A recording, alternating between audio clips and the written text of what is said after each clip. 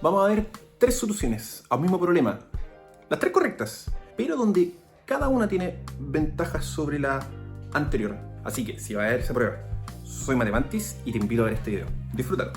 La primera solución que vamos a ver cumple con lo mínimo que tiene que saber hacer un estudiante que puede decir o que dice con seguridad que sabe resolver problemas de combinatoria. Ese mínimo es saber ordenarse. Sí, saber ordenarse. ¿Y qué significa saber ordenarse? Bueno, tener conciencia de los casos en que se separa mi problema y saber de qué subactividades está compuesto cada caso. Saber separar en casos implica saber usar el principio de la suma, y detectar las subactividades implica saber usar el principio multiplicativo. Pero, a ver, ¿por qué estoy hablando de esto en un problema de probabilidades? Porque tenemos que contar el número de casos posibles y el número de casos favorables. Así que, mi problema de probabilidades evolucionó a un problema de combinatoria. Pasemos a la solución. Supongamos que acá están los posibles órdenes de las cartas al voltearse, y un caso posible de los que me sirve es que aquí esté el 1 y acá esté el 5. Puedo poner acá el 2, el 3, el 4. O podría poner el 4, el 3. O podría también poner esto. Me doy cuenta que si estos números están fijos, simplemente tengo que hacer permutaciones entre los otros 3 números restantes. Ok, de aquí entonces saldrían 3 factorial casos. Bueno, ¿qué pasa si tengo esto así? Pasaría lo mismo. Una vez que estos dos tipos están fijos, simplemente podemos permutar los otros números. También sirve. Y sería lo mismo si tuviéramos en esta posición el 1 y el 5. Simplemente puedo tomar todos los desórdenes posibles entre el 3, el 2 y el 4. Ahora, si yo quisiera hacer esta misma configuración, pero con este orden entre el 1 y el 5, no es un caso que me sirva porque tiene que estar el 1 antes que el 5. Entonces no puede pasar que el 5 esté a la izquierda del 1.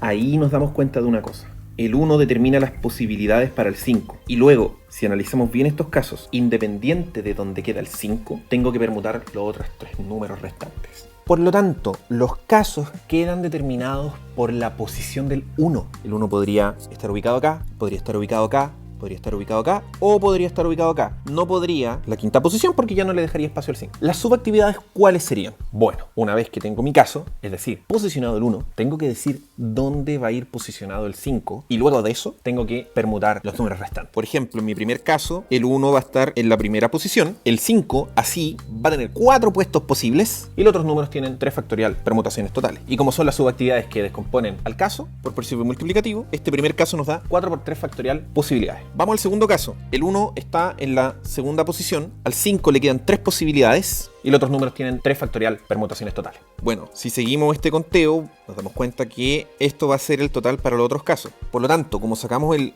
total en cada caso, sabemos que ahora esto simplemente tenemos que sumarlo y nos va a dar el total. Tenemos una suma, podemos sacar factor común 3 factorial y nos va a quedar lo que al sumar nos da 3 factorial por 10. Con esto tenemos todos los casos favorables y los casos totales son fáciles, simplemente hacer las permutaciones de 5 elementos, eso de 5 factorial. Por tanto, al preguntarnos por la probabilidad, simplemente tenemos que hacer 3 factorial por 10 dividido 5 factorial. Esto nos da así, haciendo las simplificaciones, y esto es igual a 1/2. Llegamos al número. Es verdad, la solución es correcta. Nos tomó. Primero tuvimos que separar los casos, tuvimos que hacer el conteo de cada caso, luego tuvimos que sumar. En esa suma, el mejor camino es hacer una factorización, pero podría haber alguien que no lo haga. Luego tenemos que sumar y ojalá no equivocarnos. Y una vez hecho eso, tenemos que hacer un cociente en el cual vamos simplificando. O sea, nos exponemos a podernos equivocar. Equivocarnos en cálculo aritmético. Y ya, ok, está bien. No son tantos cálculos. Pero, ¿cuál es el problema de esto?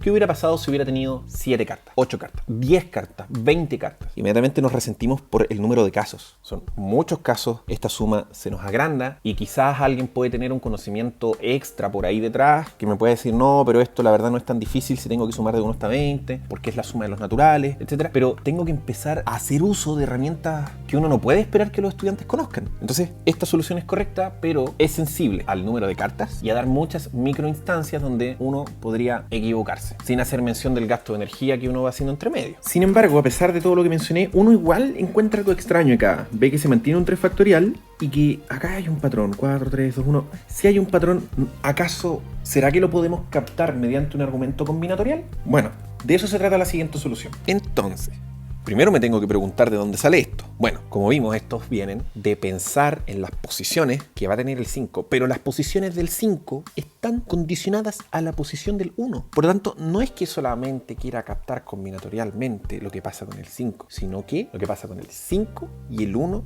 en conjunto. Entonces hagamos un poquito de abstracción respecto a los procesos anteriores. Una vez que yo ubiqué el 1 y el 5, solo tengo que permutar el resto de los números. Una vez que ubico el 1 y el 5, solo tengo que permutar el resto de los números. ¿Se dan cuenta lo que es eso? Estoy descomponiendo el problema en dos subactividades. Por tanto, una vez que sé cómo se calcula cada una, listo, principio multiplicativo. Y sé que la segunda es 3 factorial. Por tanto, la primera, una vez que ubico el 1 y el 5. Una vez que ubico el 1 y el 5. O sea, una vez que escojo dos de las posiciones posibles. Y siempre que escoja, obviamente lo estoy haciendo pensando en que en el número menor va el 1 y en el número más grande va el 5. O sea, borremos esto, voy a pensar que es como que estuviera escogiendo fichas y esa elección de fichas me va a determinar la posición del 1 y el 5. Tengo 5 fichas y quiero escoger 2. O sea, 5 sobre 2 y luego multiplico por 3 factorial. Como lo que yo quiero es una probabilidad, bueno, tengo que dividir por el total. El total ya sabemos que es 5 factorial de la solución anterior. Y antes de hacer cualquier cálculo, como sabemos que esto va a estar dividido por 5 factorial, sabemos que el 5 factorial se va a simplificar, se nos va el 3 factorial con el 3 factorial y va a quedar simplemente un medio. Y listo.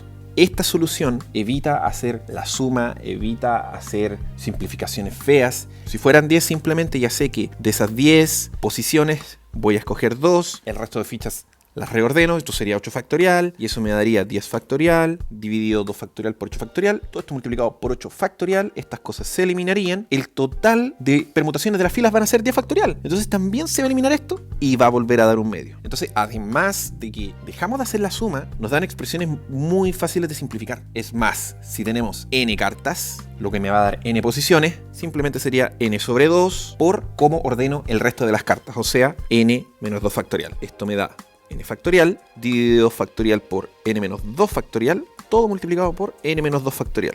De nuevo, se eliminan estas cositas. Sé que esta expresión la voy a estar dividiendo por el total de permutaciones de n elementos, que son n factorial, o sea, también se me va a ir el n factorial y simplemente va a sobrevivir el 2 factorial, lo cual me va a dar un medio. Listo.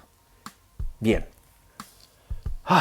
La verdad, yo con esta solución me quedo tranquilo, me parece, sí, bastante bien. Y uno diría, ya, no necesito más. Pero vamos a ver cómo incluso se puede dar una solución sin la necesidad de hacer ningún producto. Y recordando que la probabilidad es una proporción. Aquí donde hay que estar más despierto. Comencemos notando que el espacio muestral se va a dividir en dos grupos, y solo en estos dos grupos. En aquellos resultados donde el 1 está antes que el 5 y en aquellos donde el 5 está antes que el 1. No hay otra posibilidad.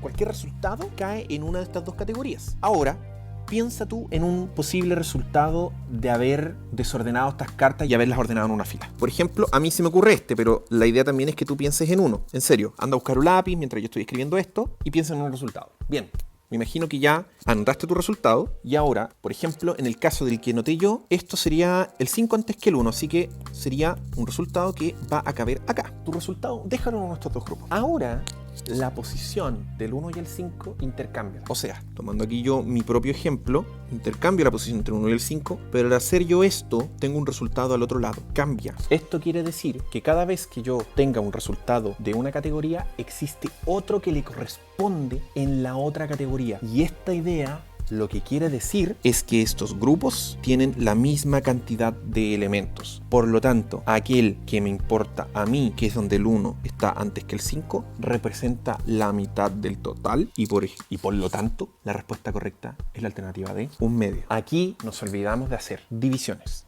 multiplicaciones, sumas, separar por caso e incluso da lo mismo el número de cartas con el que estemos tratando. Podrían ser 10, podrían ser 15, 20, 100, 1000, 2000, 100, 200, lo que queráis, y el argumento se sostiene.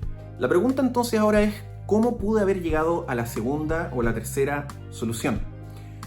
El ingrediente clave, el que no puede faltar, porque si falta, están todas las puertas totalmente cerradas. Pero de estar, podría suceder, es una buena comprensión de los contenidos, del objeto matemático que está detrás está relacionado directamente con el problema que estoy resolviendo.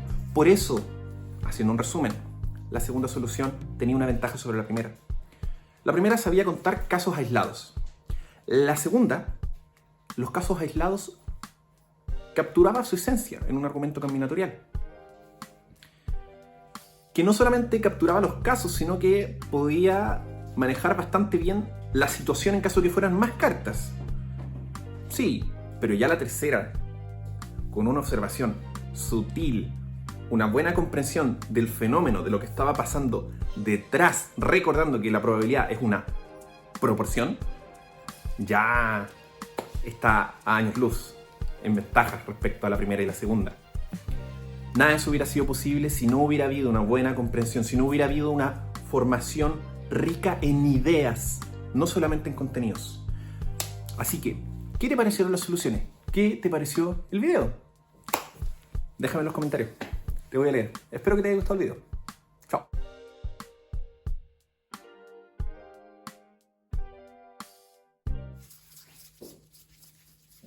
Ahora está bien esa wea.